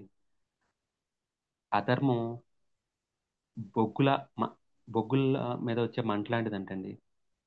అంటే అది మంట ఉన్నప్పుడు కాలుస్తుందట. ఆ మంట చల్లారాక మసిగా అంటే బూడిద అయిపోతుంది ఆ బొగ్గు. కాబట్టి మనం సంపదలు అధర్మంగా సంపాదించినా ఖచ్చితంగా దాన్ని అనుభవించలేరు. నేను చెప్పాను కదా, జస్ట్ కాపలాదారులాగానే ఉండిపోతారు మరి అని చెప్పడం జరిగిందండి. అలాగే మరి ప్రతిఫలం ఆశించకుండా కష్టపడాలి. మరి చౌటం గారు చెప్పారు కదండి, శ్రీకృష్ణ వారు చెప్పారు. ఏం చెప్పారు? నిష్కామ కర్మ. మరి అది అది చేయటానికి ముందు అసలు నిష్కామ కర్మ అంటే ఏంటో తెలుసుకోవాలి. అటువంటి కర్మల్ని నేను ఇవాళ తిరిగాను, నాకు గుర్తింపు వచ్చింది, ఎవరంతా తిరిగాడు, ఇంత చేశాడు, ఇవేమీ కాకుండా ఎవరూ లేని ప్లేస్లకు వెళ్ళి ధ్యానం చెప్పడం, ఎక్కడెక్కడికో స్కూల్ బస్సులు ఎక్కేసి ఎంతో దూరం వెళ్ళి చెప్తా ఉంటారండి. అక్కడ నా పేరేంటో తెలియదు అంటే చాలా మంది వెళ్తారు, చెప్తారు, వస్తారు. ఎవరు రికార్డింగ్లు ఉండవు, ఎవరేం చెప్పారో తెలియదు. అటువంటి కర్మలు ఎవరు గుర్తింపు కోరుకోని కర్మలు చేయాలి. 10 మంది ఆత్మలకు వారి యొక్క దుఃఖం నుంచి బయటపడే కర్మలు చేయాలి. సో అదే చెప్పడం జరిగిందండి. అలాగే మొదట మనం మంచి చేయడం కంటే హాని మాత్రం చేయొద్దని మరీ మరీ చెప్పడం జరిగింది పత్రిక సార్. జీవహింసే కాదు, హింస. హింస చూడో హంస పకడో. హింస మానసిక హింస అవ్వచ్చు, శారీరక హింస అవ్వచ్చు, ఏ జీవికైనా అవ్వచ్చు. నేనైతే మరి ఈ మధ్యకాలంలో పొదట్లో దోమలు చంపడానికి ఆలౌట్లు అయి పెట్టి ఈ మధ్యన తగ్గించి కర్పూరం వెలిగిస్తున్నాను. అంటే ఏం చేసినా సరే అడుగు కింద ఏదో ఒకటి చనిపోతుందండి. ఈ మధ్యన అప్పుడప్పుడు బాధ అనిపిస్తుంది, దాన్ని ఎలా బయటపడాలో తెలియట్లేదు. కానీ ఇంకా బుద్ధిని పెంచుకుంటే దానికి మార్గం తెలుస్తుంది. ఏదో దోమను చంపడం అనేసి ఏదో ఆల్టర్నేటివ్ ఎదుర్కొన్నాను, దానికి కూడా ఏదో ఒక ఆల్టర్నేటివ్ దొరుకుతుంది. అప్పుడప్పుడు బండి నడుపుతున్నప్పుడు ఆ రోకల బండ్లు వెళ్తా ఉంటాయి, బండి బ్రేక్ వేస్తా ఉంటుంది, సైడ్ తిప్పడం, పడిపోయే సిచ్యువేషన్ ఇవన్నీ వస్తూ ఉంటాయి. ఇవన్నీ దాటాలి అని ఒక తపన ఉంది. ఎవరినో గురువుని చిన్న చిన్న క్వశ్చన్స్ అన్ని కూడా గురువుని అడగలేము. ఖచ్చితంగా ప్రతి దానికి ఎన్నో క్వశ్చన్స్ మైండ్ లో ఉంటాయి. ఇవన్నిటికి ఇవన్నిటి నుంచి బయటపడి ధర్మబద్ధంగా జీవించాలంటే మరి మన యొక్క బుద్ధినే వికసింప చేసుకోవాలి. అన్నిటికి సరైన నిర్ణయం తీసుకోగలము. అన్ని సందర్భంలో గురువు ఉండలేడు, ఖచ్చితంగా మనము ఎదగాల్సిందే. మరి అలాగే సర్వజీవుల పట్ల ప్రేమ కరుణ ఉండాలండి. అందరూ ఆత్మస్వరూపులే. అందరు ఆ, శ్రీకృష్ణుడు వారు మొదట్లో ఆ, ఈ భగవద్గీత చెప్తున్నప్పుడు ఈయనేంటి నేను నేను అంటున్నారు, నేనంటే శ్రీకృష్ణ అని అనుకునేవాను. ఇక్కడ నేను అంటే నువ్వు వేరు నేను వేరు కాదు, ఆయన ఏకత్వంలో జీవించారు కాబట్టి నేను అన్న వర్డ్ వాడారు. అది చాలా చాలా గొప్ప స్థితి అని చెప్పి తర్వాత తర్వాత తెలిసిందండి. మరి మనం కూడా ఆ, అందరూ ఆత్మలే, నువ్వు ఆత్మ నేను ఆత్మ కాకుండా అంతా ఒక్కటే అన్న సిచ్యువేషన్ రావాలి. నేను కూడా అది కొద్ది కష్టసాధ్యమైనా సరే అదే చివటమ్మ గారు మరి వీళ్ళందరూ ఆవిడ కుక్క ముట్టిన అన్నం కొడితే ఆవిడ తినేవారు, చేసేవారు. మరి నిన్న చిన్నగా కుక్క నన్ను బైక్ మీద వస్తూ కాటు పడింది. అమ్మ వెంటనే ఇంజక్షన్ చేయించుకో. మరి ఆవిడ స్వయంగా కుక్క తిన్న అన్నమే తిన్నారు కదా, ఆవిడకి ఏం కలగలేదు. మరి ఈ ప్రాపంచిక మాయలో పడి అది ఏదో అయిపోయింది అన్న భావన మనం జీవిస్తున్నాం. ఇవే ప్రతిదీ చెప్పాలంటే ఆశ్చర్యకరం అనిపిస్తుందండి. వాళ్ళే ఎలా జీవించారు, నేనేంటి ఇలా జీవిస్తున్నాను, నేను ఎప్పటికీ ఎంత కాలానికి తెలుసుకుంటాను. రోజు బోర్డులో చూస్తున్నాను భావశుద్ధి జ్ఞానశుద్ధి, ప్రతిరోజు వెళ్తాను, కూర్చుంటాను, చూస్తాను. ఇంకెప్పుడు కలుగుతుంది భావశుద్ధి? ఇంకెన్ని జన్మలు పడుతుంది? బాధ నాలో, లేకపోతే ఇంకా ఇంత చేస్తున్నా సరే దాన్ని రీచ్ అవ్వట్లేదన్నా చెప్పాలో. దుఃఖం లేదు కాబట్టి దాన్ని నవ్వుతో చెప్తున్నాను, కానీ నిజంగా చెప్పాలంటే ఒక రకమైన తపనతో కూడిన బాధ అండి. ఆ సురేంద్ర బాబు గారిని వాళ్ళు చూశాను. ఆయన చాలా చిన్న వయసులోనే ఉమ్, ఇంకా చెప్పాలంటే చిన్న వయసు అంటే 30-25 ఇయర్స్ లోనే ఫుల్, అది వైట్ హెయిర్ అప్పుడప్పుడు వచ్చేసింది. ఆయన ఫుల్ బ్లాక్ హెయిర్, అంత గడ్డం, అంత బ్లాక్ హెయిర్ ఉండగానే అంత గొప్ప స్థితికి వెళ్ళిపోయాడు. అంటే బేసిక్గా వయసులో ఉండగా రకరకాల కోరికలు ఉంటాయి. ఇవన్నీ ఈయన ఆ ఫోటో చూస్తూ ఇన్ని ఎలా జయించారు ఈయన అని చెప్పి నాకు ఆశ్చర్యం అనిపించిందండి. ఆయన్ని ముందుంటే అడుగుదును, ఎలా స్వామి ఎలా తప్పించుకున్నావు ఇవన్నీ అని చెప్పి అడుగుతును. సో ఖచ్చితంగా ఆశ్చర్యకరమైన విషయాలు యోగులు జీవితాలు చూసినప్పుడు మనతో కంపేర్ చేసుకున్నప్పుడు అన్నీ ఆశ్చర్యం అనిపిస్తున్నాయండి నాకైతే. సో మన జీవితం కూడా పక్క వాళ్ళకి, మన తర్వాత తర్వాత వాళ్ళకి ఆశ్చర్యకరంగా ఉండాలి. మ- అప్పుడే అంటే ఆదర్శంగా ఇదివరకు ఆదర్శంగా అంటే నరేంద్ర అరే ఇటు ఎంటెక్ చేసి ఇది కూడా చదువుకొని అందరూ అంటూ ఉంటారు పక్క వాళ్ళు. అరే నువ్వు ఇంట్లాగా చదువురా, గొప్పగా చదువు అని. నాకు అప్పుడు నవ్వు వస్తూ ఉంటది. నాకు ప్రకృతి సహకారం ఉండటం వల్ల ఇంటర్మీడియట్ లో ఫెయిల్ అయిపోయినా సరే ఈ ఫిఫ్త్ లో వచ్చాను. నాకంటే ఫస్ట్ మార్క్ వచ్చిన వాడు తాపీ మేస్త్రి కింద చేస్తున్నాడు అని చెప్పి నాకు నవ్వు వస్తూ ఉంటది. మన ఎదుగుదలకి ఏదో మనమే తోపులా అనుకుంటున్నాం. ప్రకృతి సహకరించడం వల్ల ఈ వచ్చినాయి ఈ స్థితి. గురువు దొరకడం కానీ, గురువు దొరకకపోతే ఆ గురువు దొరకకుండా ఏదో చేసి నేను ఏ కళ్ళు దుకాణంలోనో ఎ- ఎక్కడ ఉందనో ఏంటో మన కష్టం వచ్చినప్పుడల్లా అందరూ మందు కోసం పరిగెడుతున్నట్టు ఎక్కడ ఉందనో ఏంటో మరి. అదృష్టమే కదండి ప్రకృతి సహకారం వల్ల నాకు సరైన గురువు దొరకటం, సరైన ఆ, మిత్రులు దొరకటం, ఆధ్యాత్మిక మిత్రులు దొరకటం, ఇవన్నీ కూడా వాళ్ళ వల్లే ఈ స్థితికి వచ్చాం. లేకపోతే సంవత్సరానికి 3 రోజులు కూడా ఇంటికి రాని వాడిని ఇప్పుడు ప్రతిరోజు సెలవే నాకు. ప్రతిరోజు అమ్మగారి గుడికి వస్తున్నాను, ప్రతిరోజు ధ్యాన కార్యక్రమాల్లో పార్టిసిపేట్ చేస్తున్నాను. మరి ఈ అవకాశం ప్రకృతి ఇవ్వబడింది, చేత ఇవ్వబడిందేనండి. కాబట్టి నా జీవితంలో ప్రతిరోజు వాళ్ళని గమనించుకుంటున్న ప్రతిరోజు నాకు ఆశ్చర్యకరంగా అనిపిస్తుంది. అలాగే నేను కూడా ఖచ్చితంగా నాకు ఎందుకంటే వీళ్ళందరూ నా చుట్టూ ఉండి వేలు పట్టి నడిపిస్తున్నారంటే నాకు అర్హత ఉంది, నేను ఇంకా ఎదగగలను. నేను ఇంకా తప్పులు చేస్తున్నా సరే వాళ్ళు నన్ను వదలట్లేదు అంటే నేను ఖచ్చితంగా గొప్ప నిర్ణయం తీసుకునే వచ్చాను. వాళ్ళు నాకు సహకరిస్తున్నారు. మరి వాళ్ళ సహకారానికి తగ్గట్టు నేను కూడా ఎదగాలి అనే తపన అనుక్షణం పెంచుకుంటున్నానండి. ప్రతి క్షణం పెంచుకుంటున్నాను. మరి ఇంకా ఎన్నో విషయాలు ముఖ్యంగా షేర్ చేసుకుంటున్నాను. మరి ఈ అవకాశం ఇచ్చిన మరి అందరికి కూడా నా ధన్యవాదాలు master. Thank you very much అండి.